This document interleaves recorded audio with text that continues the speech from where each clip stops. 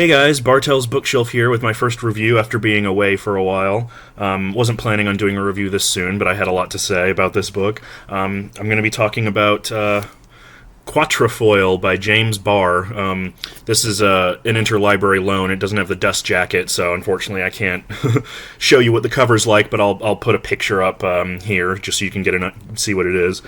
This is specifically the 1982 Allison Publications reprint. But this is a very famous gay novel that was originally published in 1950 and had acquired something of sort of a cult status among gay readers because this is a very early 20th century example of a novel of homosexual love, which is very, I don't want to say unbiased, but it's very reasonable and it's not condemned. And as I said, originally I wasn't planning on making a separate review for this. I was just going to make it as part of my recent reads, wrap up thing. But it turned out I had a lot to say, so which mostly regards the ending. So I'm going to say up front, there's going to be spoilers.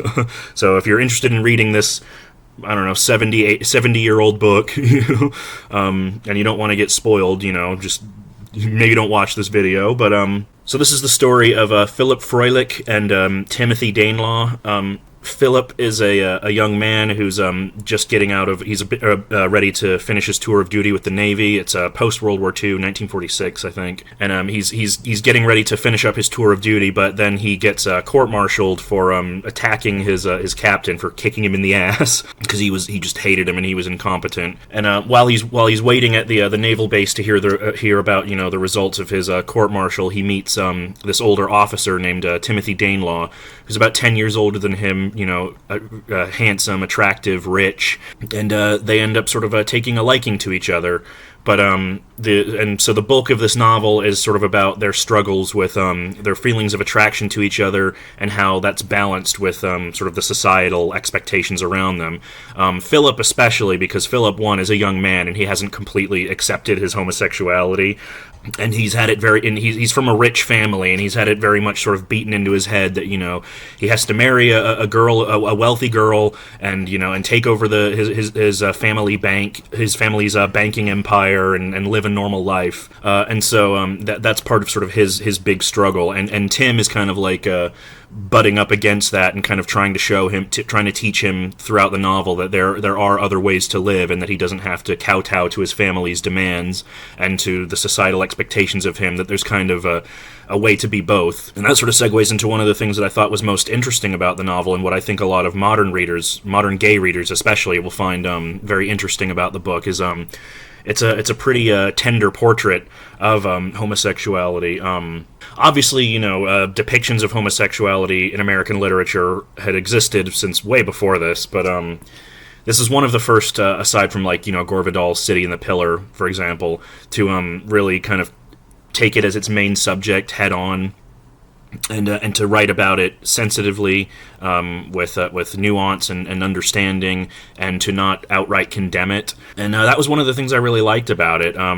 For the time it was written, it's surprisingly, it's very romantic, and it's very beautifully written. People might say it's a little bit flowery. There are times where it does come off a little bit like a Harlequin romance novel. The prose is very kind of purpley and overheated. But, I kind of liked that. I sort of enjoyed seeing that from a gay perspective, especially a gay perspective in 1950. It was very kind of refreshing to see that. James Barr was actually a gay man himself. James Barr was a pseudonym. His real name was James Fugate, and he was actually in the Navy himself. He purportedly, anyway, based this off of real-life experiences with a gay fraternity brother that he knew, and it feels very lived in. A lot of the arguments that Tim and Philip have throughout the book feel very well trod. They feel like something that a gay man would have spent a lot of time, especially in that period, thinking about. There's a lot of philosophical arguments on the part of Philip, who kind of wants their relationship to exist, to be, and on Tim, who kind of wants to hew to what society expects of him. And so there's a lot of back and forth about sort of the pros and cons of living the homosexual lifestyle, as it were. And I really liked that because as I said, James Barr, he writes about these things with intelligence and with a sense of it being kind of a lived experience. It feels very sincere. And also, one other thing that surprised me about it was that for 1950, it's pretty steamy.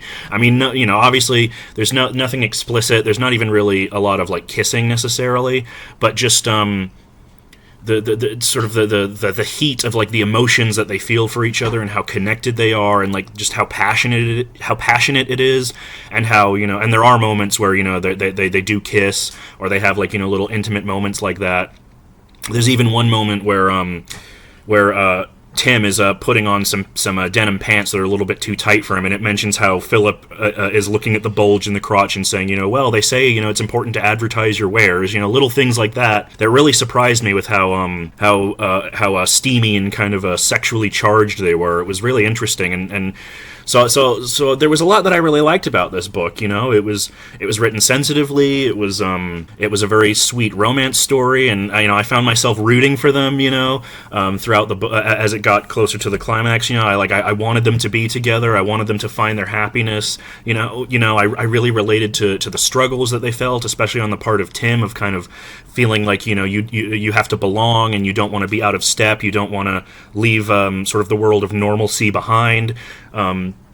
It's a real struggle that a lot of queer people still go through, and I thought it was done very well, and I was really happy about it, and I was really enjoying all of that.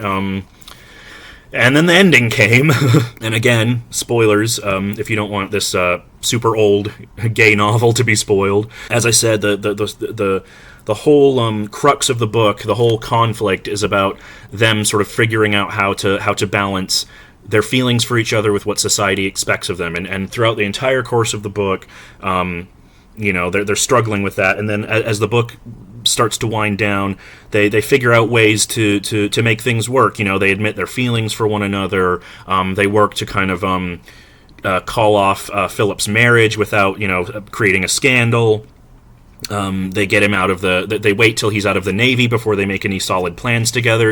They get his financial status situated, all of that, and they get to a point where all of their sort of foibles are behind them, and they can go and live their lives, and they can explore these feelings together, and kind of live their lives, and live their truths, and explore their happiness, and there are talks on the part of Tim, who's older and more experienced in these matters, about how things between them probably won't last forever, and there are still ways that you have to live if you want to kind of function in society, at least at that time.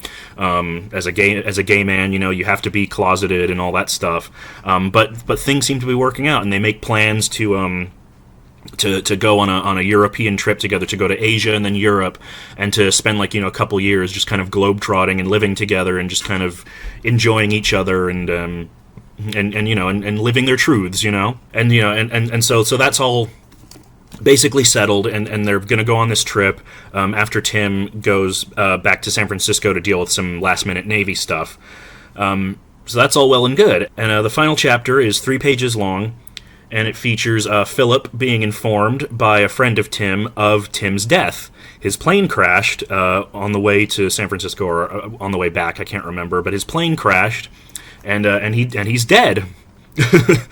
And Tim is, of course, distraught and goes to the ocean to try and kill himself. But then he finds this green emerald ring that Tim gave him, and he thinks about their relationship, and that kind of gives him the resolve to keep on living, and that's where the book ends. And as I said, all of this takes place, this incredible emotional blow, this melancholy-fueled trip to the ocean to commit suicide and deciding to live again, all of that takes place over 3 pages. It just comes out of nowhere like a ton of bricks.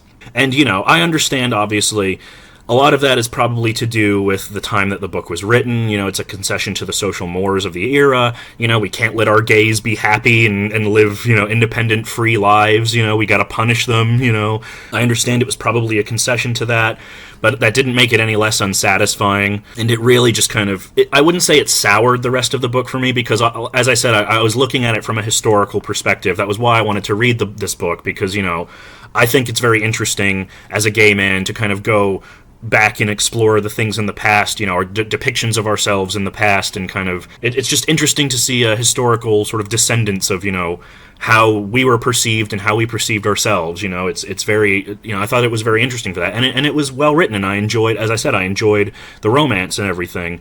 But man, like that just abrupt ending just comes out of nowhere, and it just really just kind of like puts a damper on the proceedings. I shared my feelings with my friends Laura and Nakia, and Laura said like she would have been so pissed off by that, and she would have given it 1 star just for that alone. But I understood that it is a product of its time. And and obviously there's a lot of changes culturally, societally, to how we think about homosexuality today. I was expecting that, but as I said, it still was. It was just very unsatisfying. It felt very tacked on, and it just annoyed me so much that I had to come on here and talk about it. So yeah, I mean, overall, I think this was a very interesting piece of sort of queer history, gay history, literature and stuff. I'm really glad I read it. It's as I said, it's always very interesting to learn about the past, and I really enjoyed a lot of it. And then, but just that ending, man, fuck that ending. I really hated the ending. So if you're sort of interested in this kind of thing, if you're interested in this little slice of gay history, I would recommend it. I wouldn't necessarily go in expecting a literary masterpiece necessarily, but for what it is, I think it's very culturally and historically important, and I enjoyed my time with it. Just keep in mind that the ending is very unsatisfying. But yeah, so I just wanted to come on here and just ramble about this book for a bit. Hope you guys enjoyed, and I'll be back soon, either with a recent reads sort of wrap up, or maybe another individual review. We'll just see how things go. But yeah, that was my review of Quatrefoil by James Barr, and I'll talk to you guys later. Bye.